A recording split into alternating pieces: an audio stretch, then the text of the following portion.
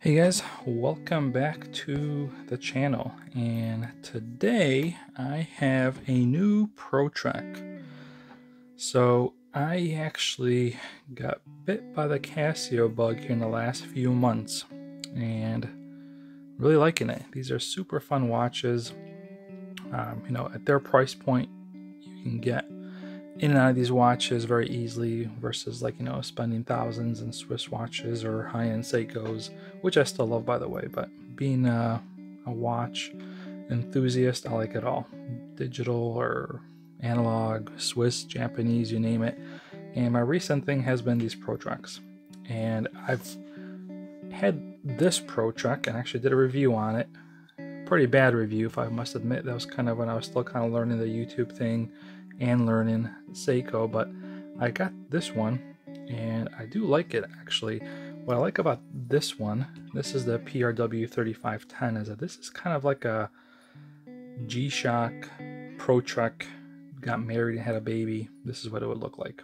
So it's a ProTrek in terms of it's got the dedicated buttons, it's a little bit more compact. It's got just a cleaner display, but then it's got a pretty beefy design to give it kind of that G-Shock kind of rangeman type of look. And I think this looks awesome with the green bands, negative display, which has kind of like a, I want to say maybe a slight green tint to it, I want to say, but it's a negative display, so obviously it's the trade-off is it's a little hard to see in the dark. Daytime it's perfectly fine, but in the dark it's a little tougher.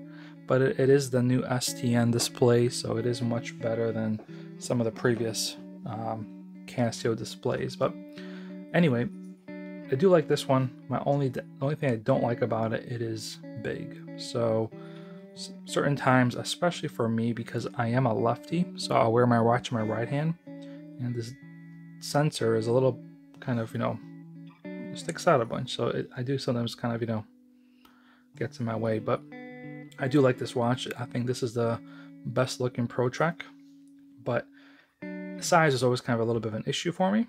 So I got this one, and this is just a little kind of like the shrunken down version of the 3510. So this one just fits so well. This is what I would almost classify as like a casual ProTrek, right? Where you don't need all this kind of shrouding and kind of metal protection. This one's a little bit more vulnerable, I guess, to damage, but it fits way more comfortable. I mean, this one just fits almost like a, just like a digital normal watch. Doesn't feel like it's a kind of a tool tactical type of a watch, but I do enjoy this one a lot. Makes it great for, I think, for environments where you don't kind of want to, have this kind of look, I guess. I'm not sure how to describe it, but I guess I would never wear this watch to work or in the office, I think. I mean, not that I care what people think, it just, I don't know, seems like, seems a little excessive. When I see people carrying this watch, I assume they're pretty much carrying a gun as well. Where this one's a little more subdued. I don't think people would think of this as kind of a tactical type of watch, even though it's got all the same tools as that one. So all the functionality, as far as I can tell, is the same. Now, I'm not, by far an expert in it in terms of, all the settings that I use are the same. So to me, they're the same. Maybe there is a couple minute differences that I haven't picked up on it, but to me, they're virtually the same in terms of how they operate, how you set them up, all the menu options. So if we go through the modes, it's kind of the same thing in the same order: sunrise, sunset, receive, stopwatch. So you can kind of see timer, alarm, world time, received last, and back to time. So you can kind of see it's, I'd be willing to bet they're by 99% the same. There might be maybe some kind of a minor difference. They do a lot with like the altitude recording when you're actually on some kind of a hike or expedition and you want to log your altitude and things like that. perhaps there are some differences there, but it's not a feature I've ever used, so I couldn't tell you. But I think functionally, day to day, they're going to be the same.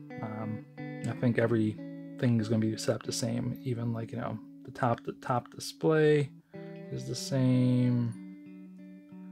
So, I mean, these are, to me, these are identical. The only difference I like between these two is going to be the size. So you know what? Let's go over some size just to kind of put some numbers behind it all. Apologize, I thought I had the caliper. Okay, so let's take a look at the size. Let's zero this out. So, diameter. So I'm going to measure from its kind of largest to kind of just a bezel. So if we look at the largest, which is going to be from the sensor to the crown, you're looking at 45 millimeters.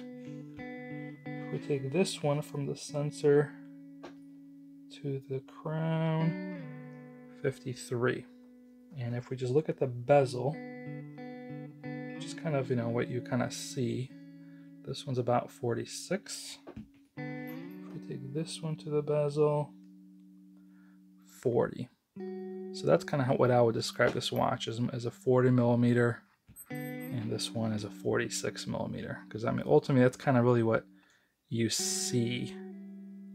So what you see is 46. What you feel is going to be about 53. And this one is again 45. So obviously a smaller watch. And so if we go to thickness, looking at 12 on this one and 14 on that one. So you can kind of see the dimension wise. Obviously this one is like its little brother. And if we pop these on the scale just to kind of compare the weight, I mean, I consider these both, you know, pretty light watches because I'm used to, you know, heavy divers. But let's just take a look here. You're looking at 66 grams,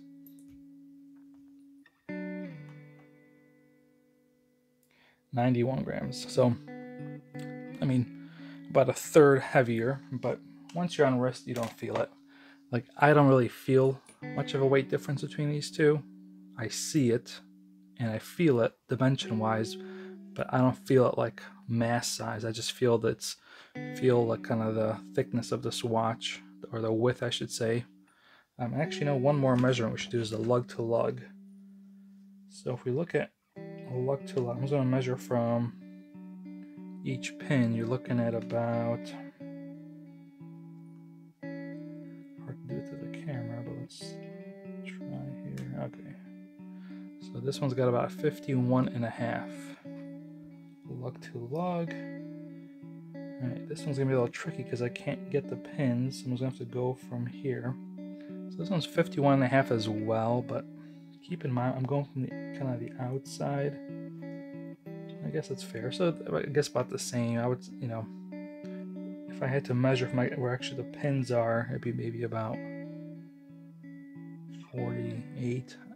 So yeah, you know, these Casios are always kind of, these Casios aren't traditional kind of, you know, sizes and shapes, so they're always kind of tricky to measure properly. But you can kind of see, you know, a little better here, maybe. I'm kind of see the thickness actually here. Let's make it the same size. You can kind of see how they look through here.